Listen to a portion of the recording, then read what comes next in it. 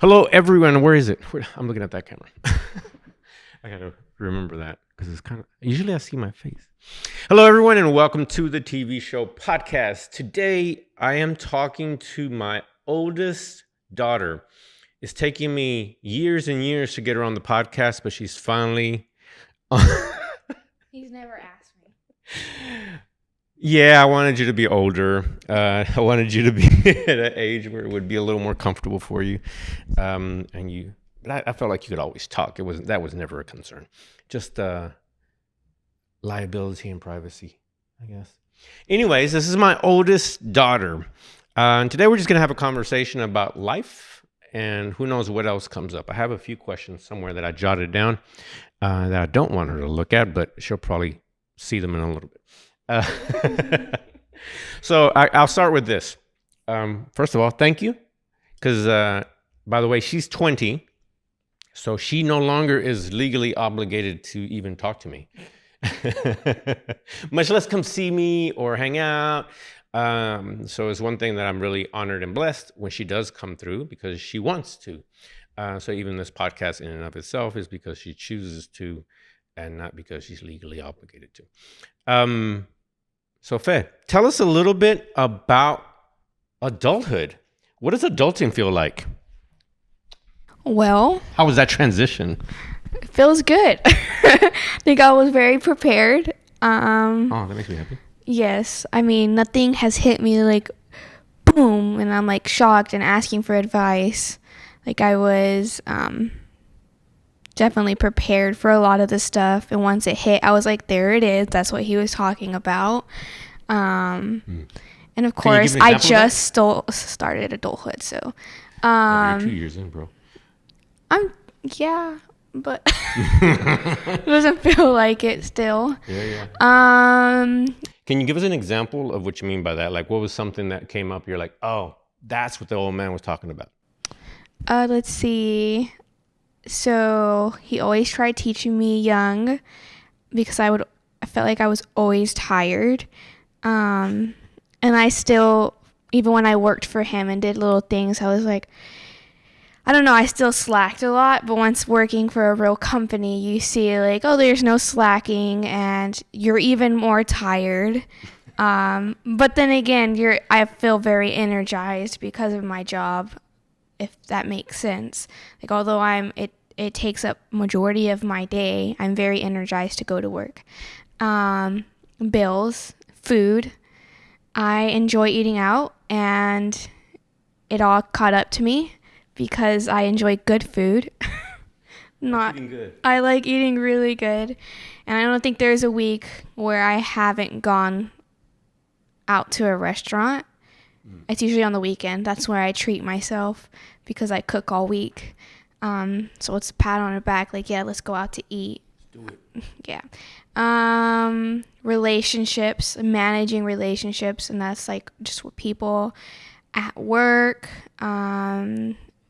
Yeah, a lot of it is people at work, especially because I felt like I entered adulthood at a very young age at a different level.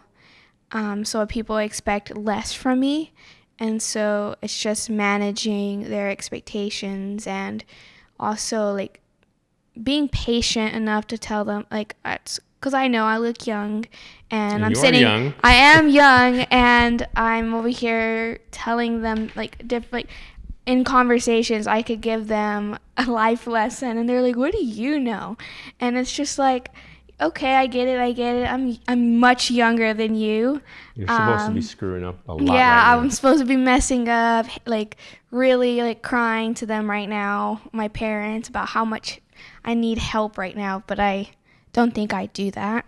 And so it's just been, I've had patience with everyone and their expectations that I know from the beginning that they have set on me, which is like nothing. They don't have expectations at all.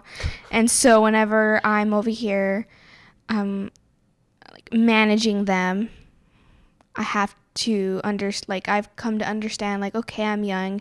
Let me teach them how to treat me and why they should treat me that way, because my relationship is valuable. And then, of course, I feel like I've been very patient as a young like person, even like in high school, patient with friends, patient with teachers, and now I've learned to set boundaries where no one's validation matters to me. You said that the other day. It was interesting. You said that to someone in a conversation, Yeah. right?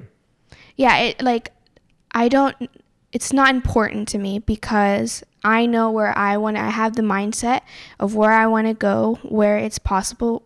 Like I know what I can achieve, and I know myself, and I know I've been parented very good, and so the feelings I feel are valid, and no one else's outside opinions matter. Like, you can share them with me, you can give me insight, you can help me understand better, because maybe I am lacking some knowledge on some things, because I get, like, I don't know everything, but I've come to understand not to be too patient with people, because if they're invalidating my feelings super often, then they shouldn't be in my life instead of supporting me. Wow. Okay. Well, that's amazing. You spoke about work. So share with the people what you do, and why you like it. Okay. He likes this one a lot because you'll see why. Right now, I am a project coordinator at a digital marketing and advertising company, which is exactly what he does. Surprising.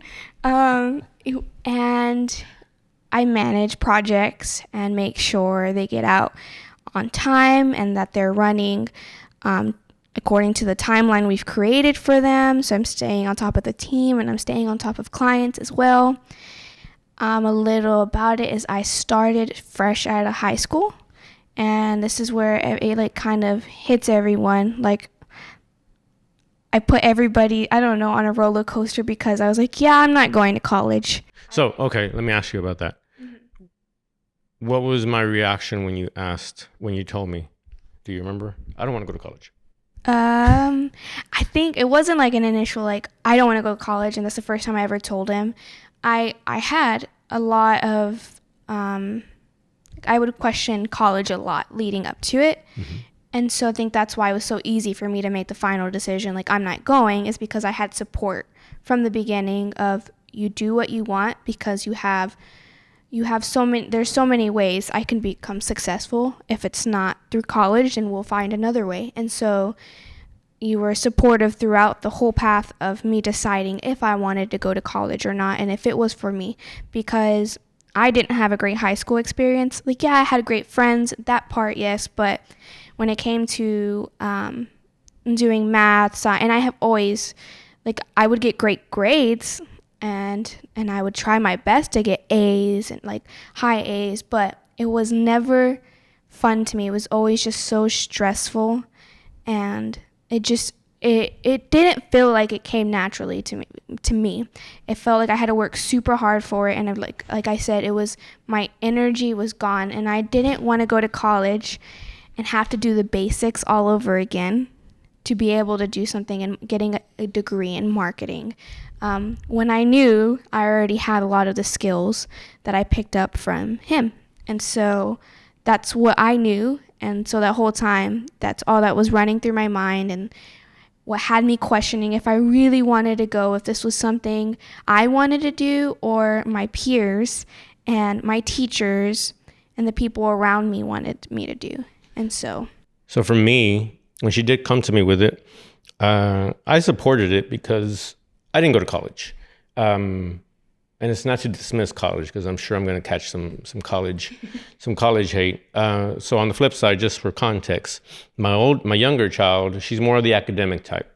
Right now, we're working through college applications and college scholarships and what costs and tuition and everything involved in that. So this is not me poo-pooing on college, but I knew in my heart of hearts, because I'm doing this every day. One, I didn't go to college, and I was able to figure it out. And I had a skill set. I jumped into a niche and a space that is in heavy need, which is marketing.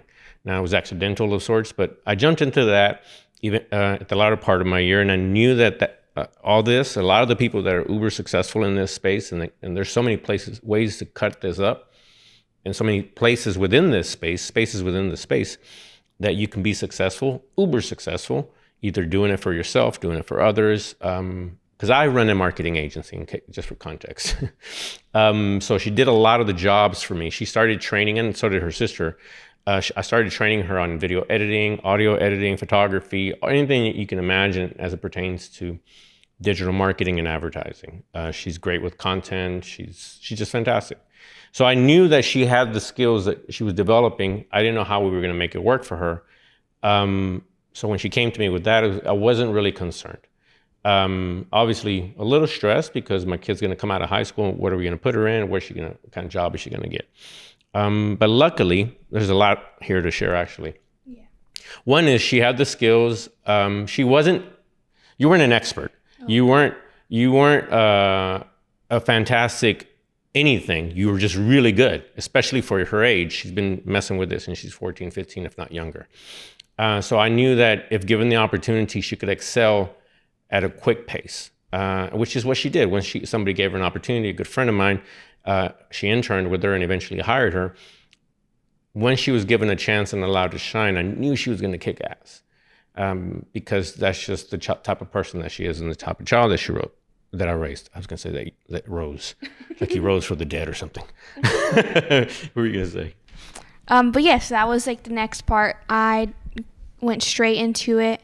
I enjoyed like a month of summer, and I think that was like your month. And then I went back to my mom's for a couple weeks, and that's when I started my internship at Bold Entity. And I know I was given an opportunity because, and this is where it comes back to my dad, like I was given an opportunity because of the relationships he has, his network, which I'm so grateful for, because I'm still in the position. I'm still with them. So that's another thing that as I give this more thought is that my network is their network.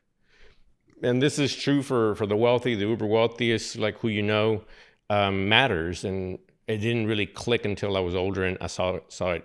The girls were getting older, and I realized how valuable that was going to be over the last 14. March 1st would be my 14-year anniversary that I quit my day job. It's here in a little bit. We're filming this in the middle of February. But over the last 14 years, I've been nurturing a network of amazing human beings that I love and who love me, that we give to each other. We're just friendships. So Valerie was one of those individuals who one day when I met with her said, "Hey, what's she doing?" I'm like, I don't know. We don't know yet. We're figuring it out. She's like, well, she could intern with me. I'm like, oh shit. Are you serious? She said, yeah. So that took a while to work out, but my network literally helped, put her in a position to succeed. Carry on. And so I started my internship, and I will say, like, I had a lot of doubts because it was an internship. It's an internship. Yes. I knew I wasn't going to be like handed all this trust from the beginning. And I knew I was going to have to work for it. And I only had so little time. Like I barely had any time. It was 5 hours a week to show that I was capable. And even then, like whenever I was started getting more time, that still was never enough, because I had to then they had to give me smaller projects to see where I can go. And then like we grew from there. She comes to me at some point. She's like, I don't know. I can go get a job somewhere else making more money. I can get more hours. I was like, baby, please stick with it. I promise that it'll work out. Please, please, please. Because yes, you can get a job at McDonald's making $15, $20 an hour, or Walmart or something. So that's fantastic. So you're going to get some cash. But please, I promise you that long term, this job or this career, this path will be better for you. Please suck it up. Don't quit. It'll work itself out. And did it? It did. And I think like so I was offered a full-time job as a junior content creator. And that's where like it became, like I think that's where it's towards the end of the internship. That's where I stressed, because I didn't know if I was going to get a full-time job with them or a part-time or an extended internship to prove myself. And so towards the end of it, I was like, I'm kind of at an age where I need to start making my own money. And your own decisions. And my own decisions. And so it became very stressful. But as soon as I got the full-time job as a junior content creator, I knew after that I could hold on. Like, I can hold on to show my worth, to show, and it's just... Show what you bring to the table. Because after that, it was so much easier for me because I'm super passionate about it. It's not like I grab the best job I can get with my experience. No, it was because it's something I even told my dad, like, I'm going to be a marketer. I'm going to have a company like you. Like, I'm actually very passionate about it. And makes me so happy. And that's what, yes. And so it's easy to do a job that you're happy about when you wake up. And so at that point, I was already happy. And I just knew I have to push myself and I have to always, and again, learn. Like, I know I didn't go to college, but I am always educating myself on newer things and better ways to do things. Mm-hmm. And that's what I've always told my dad. I feel like I can learn so much. But then again, I'm honest with myself. If it's something I can't do, then I won't do. But I always try. If you give me a chance, if you tell me if I try this, I'm going to go try it, especially if I'm passionate about the whole company and yes. And so I was given the opportunity and now I am project coordinator and yes, and it's going to be my 2 years this year in 2023. So since I've had my internship and then since I started full time. So yeah. That little bit more about me.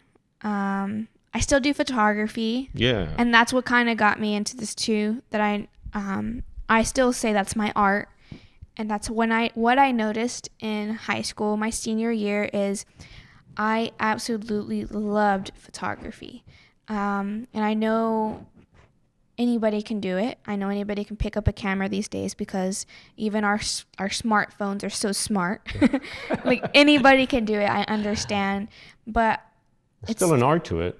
There show is the artist aspect to it. Exactly, and I just knew. And like, I've talked to people who try to take on photography, and I'm super happy for them. And then we talk about it, and they're like, "But the only thing I hate about photography is editing." And then that's where, like, I don't relate. That's how I know I am super passionate about photography and photography. Like, I know photography can be, like, anybody can call a photo, oh, this is my photography. Like, this is what I do. But I enjoy every aspect of what comes with photography. Dealing with people, editing, and then actually capturing and having that eye. Framing it, yes. Yep. And so that's what I knew in high school. I knew I wasn't that great, but I picked it up so fast. You had a side hustle for that in high school. I had a side hustle for everything. I'm about to say, but you had, like, list out some of the side hustles that you had in high school. Because I had to fund some of them, most of them. Because I know I get, like, a lot of. This is why I know she's my kid, by the way, because she's going to list them out here in a second. Because when I was in high school, from that point on, I was always had some hustle, whether it was baseball cards, whether it was stamps, it was a drawing for people. Like, I had little hustles all the time. Comic books, I had that one. Yeah. But go ahead. So, and that's what I know I get, like, when I tell people, yeah, this is my first job. Everybody was like, dude, what?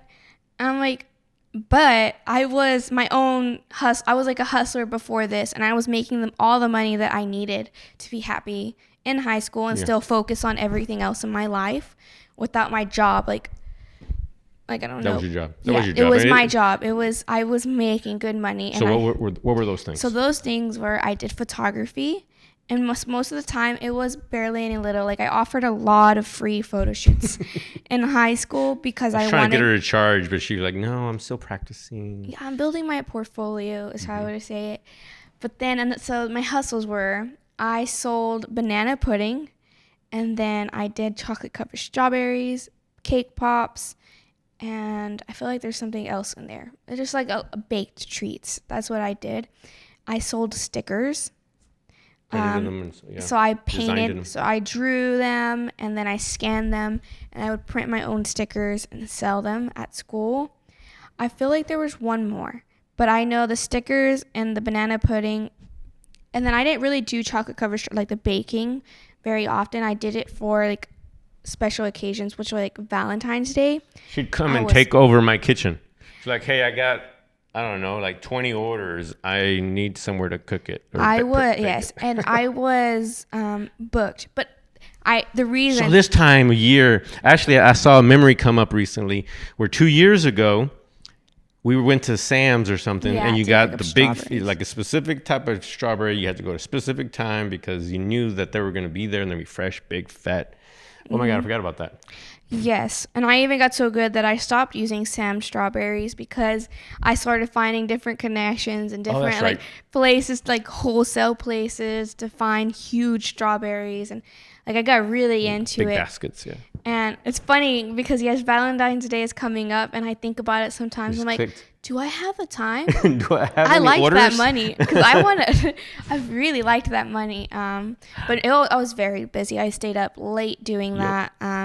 But I enjoyed it, and that's where I knew I was a marketer because I had never sold treats before. I had there were other people in school who had like a little business doing that, and then I saw it and I was like, I do that when I'm craving strawberries. I make that, like I can do this. And then I've always made treats for everybody's, like my nephew's birthdays and then all the gender reveals and baby showers in our family. I would always bake. So I was like, let me try selling.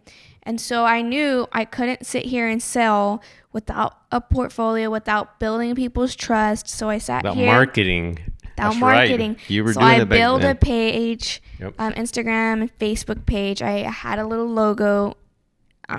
I'm not too happy about how it looks now, but at the it time, was it was a logo. Dope. It was fire. It was a logo, and then I made sure that I had to invest first before I can make my money. And so I went shopping, bought a whole bunch of baking stuff, and took a whole bunch of pictures. She went in just so people can see I'm capable of making beautiful treats. And so I spent. What's funny is that it wasn't even about the treat itself. It was about, because you went big. You started going big. It was the packaging, and you did the thing that you hammer, and like it was the design, the experience. So you were understanding then that it wasn't even just about the strawberry and the chocolate. And that's the thing, and that's what I also did. I seen a lot of people using very cheap chocolate. And I was like, that's where I'm going to make myself better. And I bought really good, baking chocolate, like what they should be probably buying, not artificially flavored. Like, it's like called almond bark or something like that. And so I was like, that's where I'm also going to separate myself from them and make myself unique. So that's what I also put out there, that I used high quality chocolate.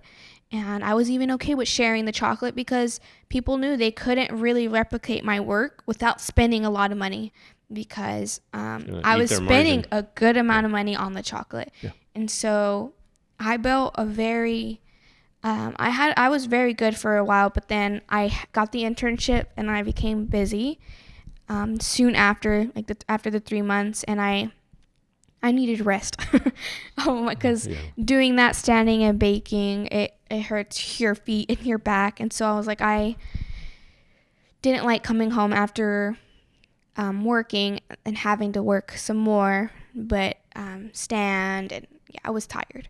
And so that's why I stopped doing it. But it was good while I was doing it. I was able to make good money, and I knew how to set my price and my worth. And so we had a lot of conversations around that. Yeah, and we still do. Yeah, it's an ongoing conversation. We still do. Value, price, what you charge in the marketplace is something that we talk about a lot. So let's switch it up a little bit. I had another few questions as we start to wrap it up. I wanted to ask you something that I got torched and flamed for on social media. Not so much by the people that actually know me, but by the general public as I started to share more content. One of them, this topic was interesting to me because I was talking about encouraging both you and your sister to argue and debate with me. And people gave me a lot of crap around it because they insisted that was wrong with this generation, and disrespect and this and that. And I wanted to give them the benefit of the doubt and believe that they just were taking argument in the sense that we're just like here screaming at each other and like, you're wrong. No, you're wrong. Ah! But rather, it was the idea that you're encouraged to argue with me, debate with me. If you felt that I was wrong, you can come at me and present your argument. Yeah. Just like attorneys and present an argument in court. You argue with facts, you argue with your position and whatever, your sources. You're able to argue in such a way that it's actually beneficial. Like there is actually nothing wrong with an argument if both parties are being respected. And that's what I encourage you to do. So my question to you is, how do you think that might have benefited you? This is a big one. And by the way, I see y'all's Facebook comments. Don't come at my dad. Some people were like going in on me, but and so this is a great moment where I can talk about that. Because my dad started that at a younger age, like where we could tell him, actually, we think this is wrong because it affects us in this way. It makes us feel this way. And that's where he started like teaching us, I guess it would be emotional intelligence, because we're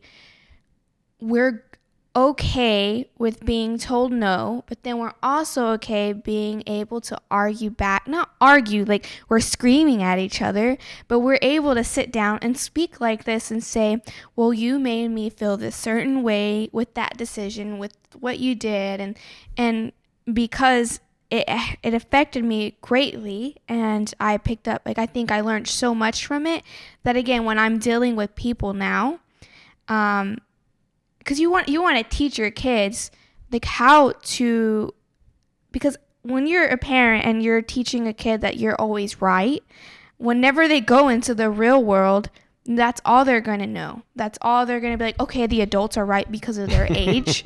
No. Yeah, so wrong. But because I know, and that also teaches me I can be wrong. And to also be able to listen to the feedback like he's giving me. Like, this is where I could learn something and do better. And so that has helped me in so many ways, because I know people are wrong sometimes whenever we're discussing things, but it has allowed me to be very patient and to also train them how to speak to me. Like, because it's respect. Like, I'm young, but we're both human, and we need to show respect, because either of us can always be wrong. Like, majority, I think, of the conversations we have these days are opinion based, so it should be. And yeah, a lot of it's because it all has to do with our emotions. We react on our emotions first, and so being able to share them patiently with him and calmly, like, well, this made me feel a certain way.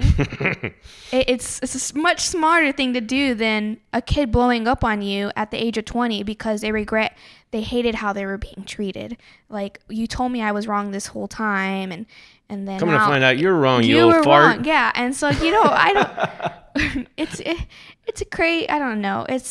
I'm very, we never, and that's the thing, I don't think I've ever raised my voice at my dad. Like, there may have been times where I'm like, I have attitude, but, and I know I have attitude. I know I have an attitude sometimes, and my eyebrows they do certain things, and I don't even realize it, but I don't, like, we've never got into an argument where we've never screamed at each other. We have never, like, he may raise his voice because I left my socks out for the 5th time after he taught me not to leave out socks up. Put them away, but other than that, like, when it came to everything else, we're able to have conversations and disagree with each other, and then he can learn something new about me, and I'm his child, but there's always still new things to learn. Like, right. There's a lot to you that I'm still unraveling. And I'm still learning things. Like, and that's how it should be. From my point of view,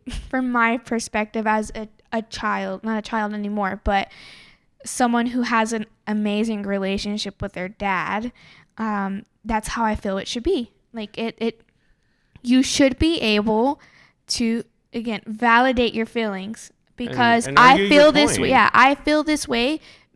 Whenever someone's upset or mad, there is a reason. And it's not that the reason's wrong, but there can always be like the smallest solutions to fix it. Whether it's like your tone didn't make me happy and I was hungry at the time. Or that's a great point. But I also want to add that sometimes you're arguing about facts or my opinion based on being raised in the 80s and 90s, and your opinion now that we're older and in a much more evolved society. I want to listen to that. It's like, oh, Dad, that's an old way of looking at it. Here's what's happening now, or here's what the research has shown recently, that entire notion is false. Oh, well, snap. I didn't know that, daughter. So it's just based on that. My other argument to this entire thing of letting them argue with me, and that's the thing I think that people were hanging on to. And I when I say I got torched, I mean I got torched by some people. But it was fine because it gave me feedback. Language matters, and arguing with your child, and your child ever arguing with you is seen as a negative, because the perception is that your child is just screaming at you, belittling you, insulting you, and your maturity and your elder wisdom, and so forth and so on. It's not that. One, it makes me acknowledge that I'm not always right, and that maybe there's some things that are wrong. Two, I need her to be able to go out into the world and argue her point, not let people just run over her, because that's the other thing. Yeah. People are like, well, they should respect their elders. See, but you're assuming that your elders are all right. And furthermore, you adults, I dare you to go out into the world and look at people that you work with and assume that all of them should be respected, that some people in your life are actually wrong and they're adults. What if your child runs into that person that she's supposed to respect them when they're... No, she needs to be able to share her thoughts, her opinions, her disagreements respectfully, unless they're pieces of crap. Then I told them they're free to go to town on them. I'm not raising sissies. I'm not raising punks. I want them to be able to stand on their own 2 feet and say, no, this is wrong, Dad, and this is why you're wrong. Now, that is, it lit me up. It fired me up when having these conversations. And I will, you can tell. Because I ain't trying to raise no punks. See, he doesn't even talk to us like that. No. You really made him mad. So another, and that's, dang, I kind of forgot what I was going to say. Oh, no. But yes, it teaches, I'm not going to be, someone may think they got away with something when they're speaking to me, but I know they didn't run over me. And it's another way of teaching boundaries in every relationship, whether it be an intimate relationship or a work relationship. It teaches boundaries and how you allow people to speak to you. Because if my parents are teaching me, hey, you don't speak to me that way, when I go out to the real world, what am I how am I going to defend myself? How am I going to feel comfortable? Where she get the practice? Where am I going to feel confident? And especially when I know I'm right. And the thing is, it's also taught me when to stop arguing. Because we've always got down to the solutions and we've resolved problems. But if I'm speaking to someone and I'm having to repeat myself, then I know it's okay. They're not interested in learning and growing as a human. So that's where you just stop and you learn from that person. When I interact with them, don't do this, because you just learn personalities and how to have relationships and set boundaries with certain people. And so that's why it's so important to learn that at an early age, or else your kid is going to be fighting everyone, or your kid is going to be pushed over. Yeah, pushed over. Yeah, and nobody wants their kid to be pushed over. They want to be able to have their children wander the world successfully. Well, how does that happen? It starts at home. And it teaches me how to deal with my emotions when I know when I'm wrong, when I am proven wrong. Yeah. And so it's not the end of the world. I learned something new, and now we're going to take note of it, and we're going to make sure it doesn't happen again. And so there's so much importance in teaching that at a early age, because now like I'm in the real world, and this is where I've learned a lot. It helps you set boundaries. Yeah. It helps you set expectations. That's big. And yeah, because again, like if you raise your child to be that kind of like scared of adults, their expectations of all adults become scary. Like now they're scared to speak to any adult because they're right. Whatever they say. They can't do anything right. Yeah, or as a young child or young, like I had to watch my every word because I'm the young kid in this relationship, or I'm the young kid at work. I can't speak up. I can't, it's just bad. I just don't see a way where that is good. Not if you really unpack that, other than just old notion of you should always respect your elders, dude. And the thing is, I think this is where another where it plays part. We still respect our elders. We're elders. Sorry.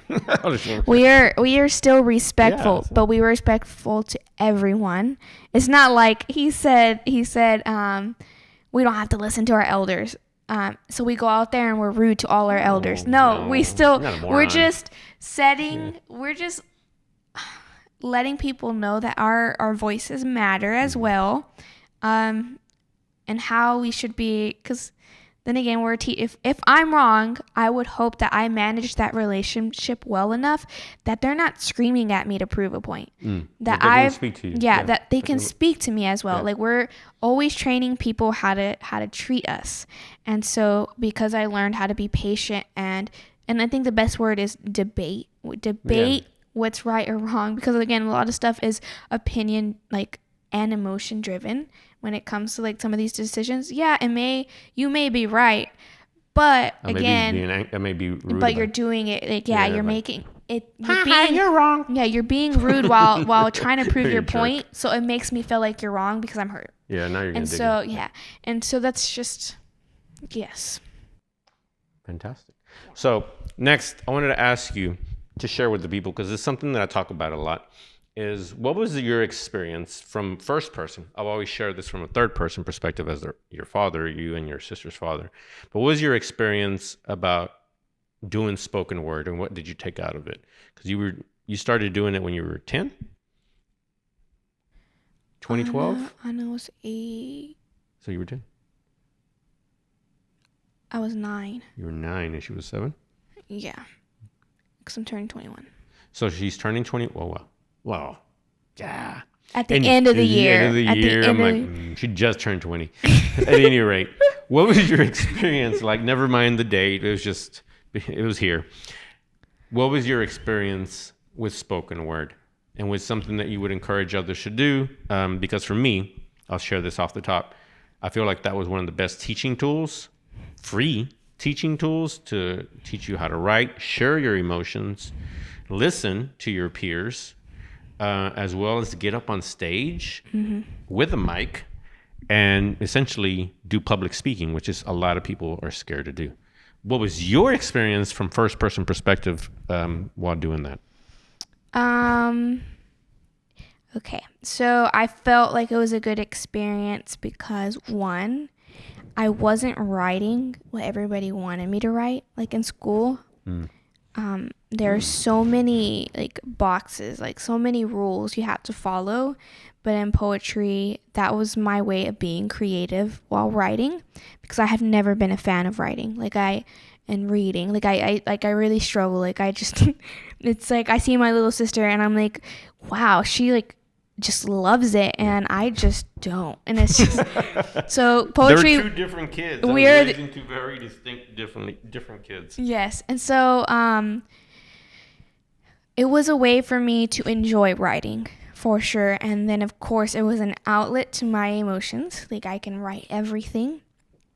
I never really was able to, I don't think, at it, because I kind of stopped at a certain age to really express it, speak about everything that I've written about, actually perform it, because I just wasn't ready to do that. I felt like I was at an age, I don't want to be disowned by my people I've come across and everything. So I never was able to do that, but it was still like, I still write to this day. It may not be the best poem or the best, but I sit there and You write for yourself. yes, I write. I like that. And I lock Joaquin it. always talks about that. And I lock it like on my phone. It has like, so no one will ever read it unless I'm ready to share it.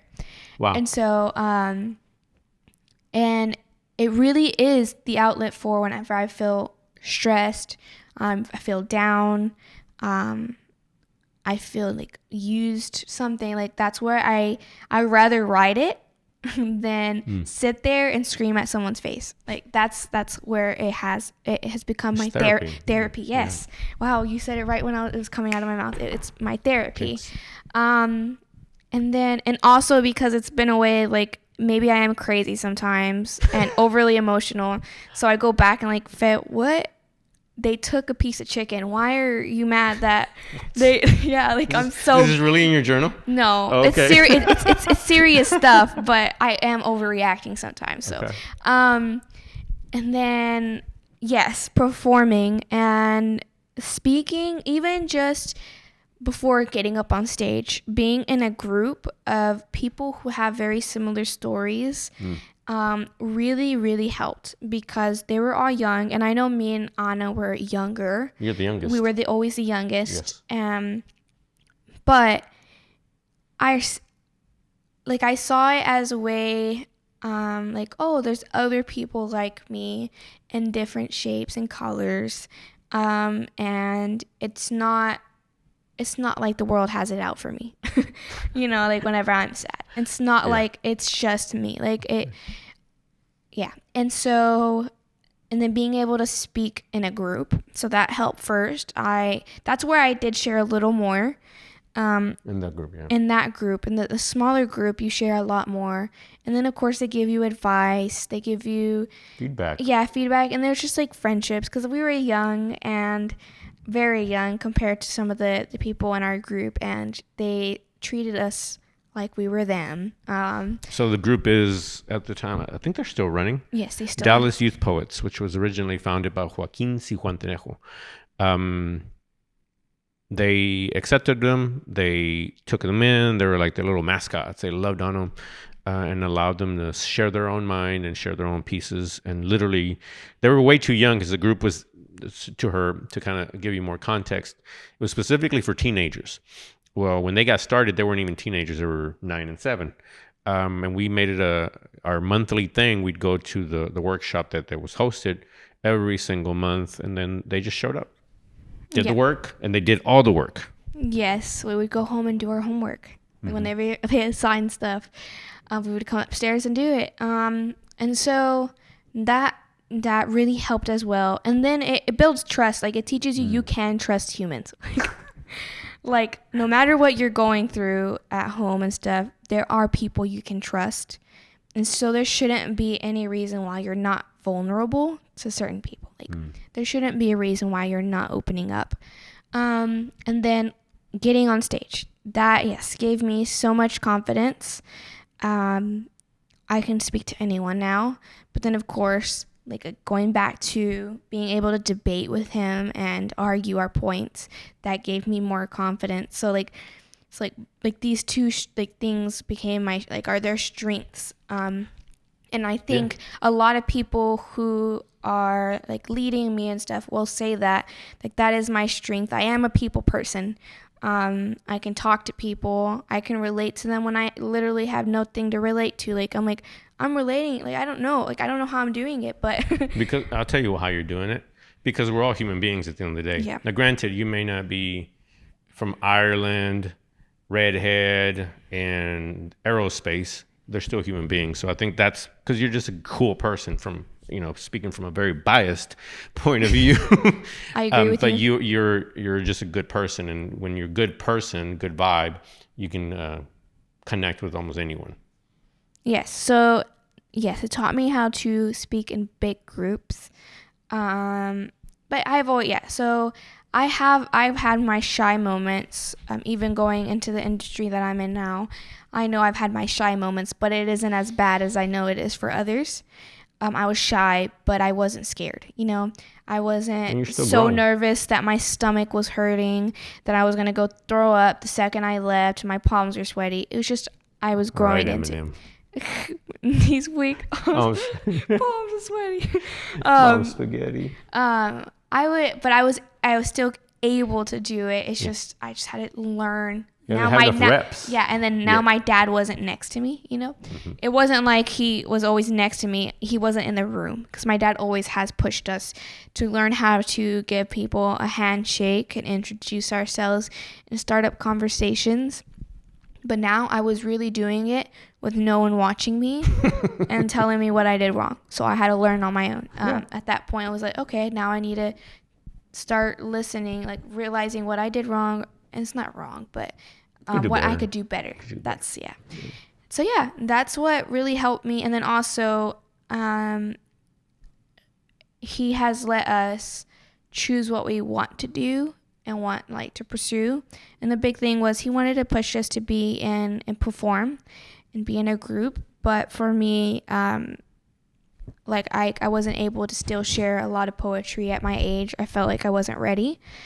And so that's when I told him it wasn't something I wanted to do, perform. I still would perform now, go up on stage and share a piece, but compete and all that wasn't something I was interested in. For me, it wasn't ever about forcing you, and you know that. Yeah. But it didn't matter to me. For me, and this is something I've been thinking about a lot recently, especially yesterday. I actually put this together, a little list of activities that we did that cost nothing. It was never about competition. It was about the reps. She's not a world champion spoken word poet. She did chess. She's not a chess champ. She does basketball. She obviously doesn't play in the WNBA. It was never about playing at some elite level that she's crushing the world in, but it's about the skill sets that it takes, the different skills it takes to actually be decent at those things. Public speaking, writing, sharing emotions, being vulnerable, hearing other people's emotions, recognizing that we are all human and it's not just, and you said this is big, knowing that your peers are going through something.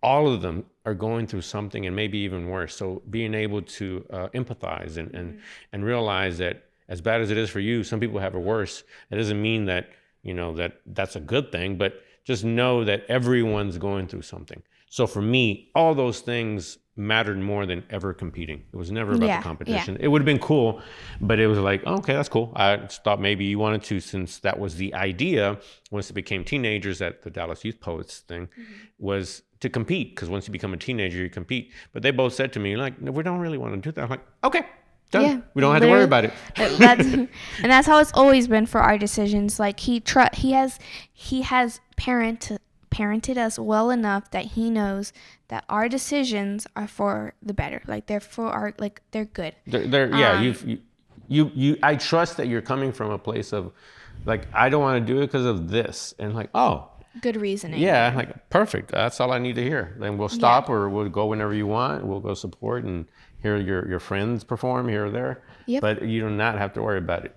We're done with that then. Yeah, and that's where I think we can end it. Is a lot of people. You're ending it. All right. A lot of people assume, and that's gonna be interesting. I even had friends, because my dad is an online person, an online figure. So I had people following my dad.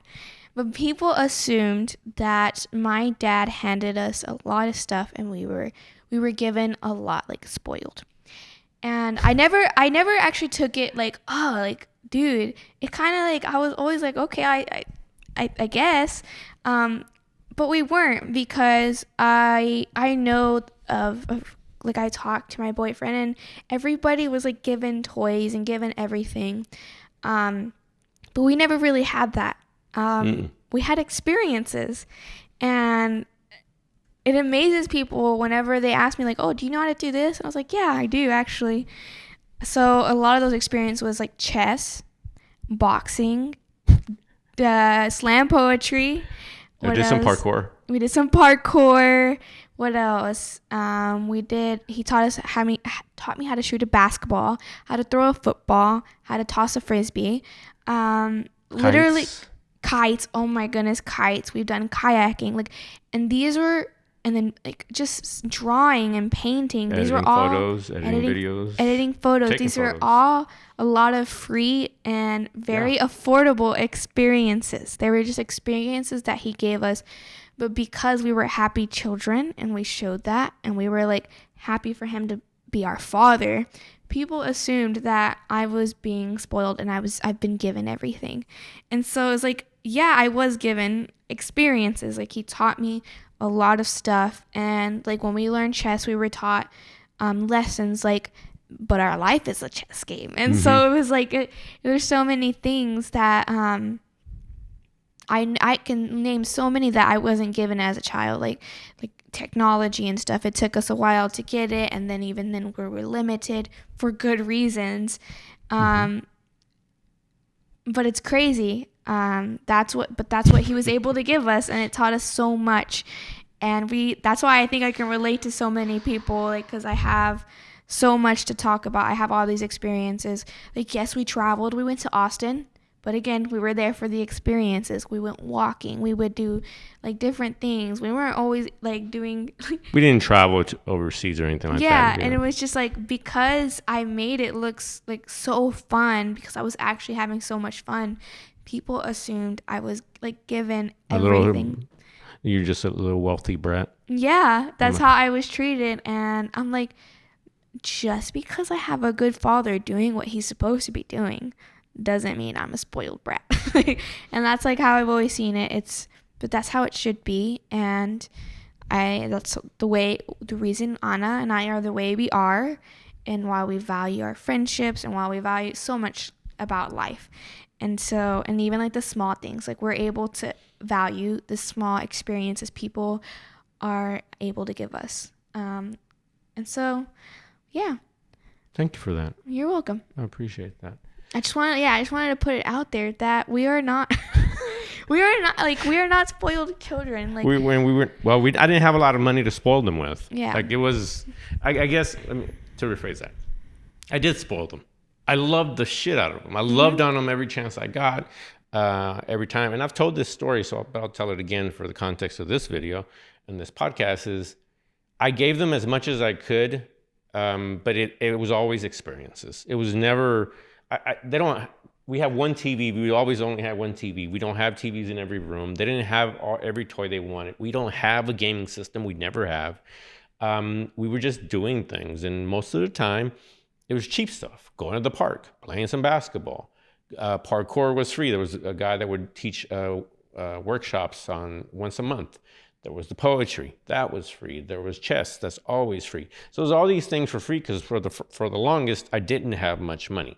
So although I did not spoil them in the traditional way that people assume, hey, I gave you, buy you this, buy you that, buy you gadget. No, I took them to do things. Now we're doing things that are a little more expensive, but even then it's the experience of it all. And I learned that early on. And I think being broke for so long, like, I refused to let that be an excuse and not be involved within their lives. But I learned that early on, is like, just give them experiences, because I think this is what's they're going to remember. They're not going to remember some damn toy I bought them that was hot in, 2012. It's crazy. It's like, you actually have never bought us a toy. No, not once. Not once. I never bought you dolls. We had toys, but they were like stuffed animals, and they were given to us. They were given to us, yeah. After a divorce, people felt bad for me. So they're like, here, take these. And they were like like literally stuffed animals, and that's what we had. And that's what Anna and I, but our toys, like our experiences were paint, bubbles, hula hoops, and then Frogger was one of them. Like, we watched. It's the only an app. It was an app on the phone. That's right. No. At the time, it was on the big TV in the abuelitas. We had, yeah. Oh, it was a CD. I don't even know. Oh, CD-ROM. And then that's right. I got it at Half Price Books. I do remember that. And we had that one, and I think High School Musical, and that's the only movies that we had running on our TV. But Frogger was so fun. Like, we learned our ABCs through Frogger and stuff. Yeah, it was like, actually not Frogger. It was something with a frog in it. With a frog, not the game Frogger. I do remember we were talking about it. So Frogger, you had it on the app. That was something I enjoyed. Oh, we had our iPod. Yeah, that was further down too. Yeah, we had an apartment by then, but yeah, and that's where we were spoiled. Like we had those experiences, That's funny. but that anybody can have and create, and it was. I think y'all looked forward to it. That's something I told people. Yeah. Was like, Dad, what are we doing this weekend? What are we doing this? It was never like. And we still do it. Like now, I'm like, hey, when are we going to the park again? Yeah. It's Sunday. Yeah, let's go play. And they're like, it's too cold. Don't expect it. Yeah, like actually, I've been wanting to go out, but it's so dang cold. Yeah. It feels good right now. It was. I was out there. I was walking a little bit. Did you see the video I recorded for you? Yeah, I did. What'd you think? Yeah, I was pretty good for a 20-second clip. I was promoting this podcast. Check for it. Last thing I'll say, because I think it's funny. I had a handful of people. I'm glad you're here to prove to the world that I do have her. I am a father. I am not just making this up. I had a handful of people say, does this idiot even have parents? That is some whack ass advice. Like, that's stupid. That would never work in the real world.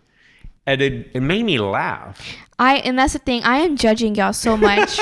And I will say, Not like, you, but you, the person the people behind. who say that, yes, because Does he even have kids? I'm like, it's crazy that I guess how you were raised and how you choose to raise your children. You think it's the right way and the only way, and then Dude, if it works for you, great. But Yeah. to assume that there's not another way. which is I am literally the living proof. I know it's very hard for people to believe. We don't argue. Like I can't think of a time where I raised my voice at you, like because we've been able to share our feelings. People don't believe me either. And yeah, it's just like I really, because I am someone who raises my voice, and she does get passionate and hostile. Yes, just but not at me. it's never been with him. Like I've been, yeah, and so it's insane because I see your comments, and even like my friends, some of my closest friends, view his stuff and see those comments, and they're like, "Dude, what the heck? Do they not know him? Like what? Like?" No, and I'm like, they don't. "No, they don't. They assume that there is only one right way, and this is the proof that." There is another right way, and there are probably so many other ways. There is a multitude. There's so many ways to parent. But this was a great outcome of parenting. Like this, because there's so many different ways to parent, but not all ways have the best outcome. But we're saying that this is the best. This is a great outcome because I have an amazing relationship with my dad. And so, and I choose to come over. You choose to be here. I choose to be here. I think my computer just crashed. It did. Oh, it's dying. Hold on. It died. No. It did. It just died right now. What a moron. Why didn't I not charge it? Oh, wow. So that just happened. So we're recording on two cameras. One just died because of technical reasons. At any rate, we'll wrap it up there. Thank you for being here. Thank you for sharing with the world that you are my daughter. Please don't ask for a birth certificate. At some point, you're just going to have to believe that it's true. Just please believe it. Like the photos are out there. I do appreciate you for coming on board, coming and recording this. I'm putting my microphone up here. I love you dearly. It's crazy to believe that. Oh, man. That's not good. It's crazy to believe that you're a full-grown adult and you have a life and you're doing all the things, but I'm incredibly proud of the human being you are. And I guess I'll leave you with this. I didn't know what was going to happen. I knew that I needed to do better for them and for myself, but for them. And at the end of the day, as long as I raised good human beings, I knew that they were going to figure out their way in the world. They're still doing it, but I know they are good human beings. And for that, I'm eternally grateful. And I love you dearly. Thank you for being my child. I love you too. Thank you for being my dad. So until next time, my name is TV from the TV Show Podcast. That's me. Have a great day and talk soon. I got to run because my computer's about to blow up. This is crazy. Bye.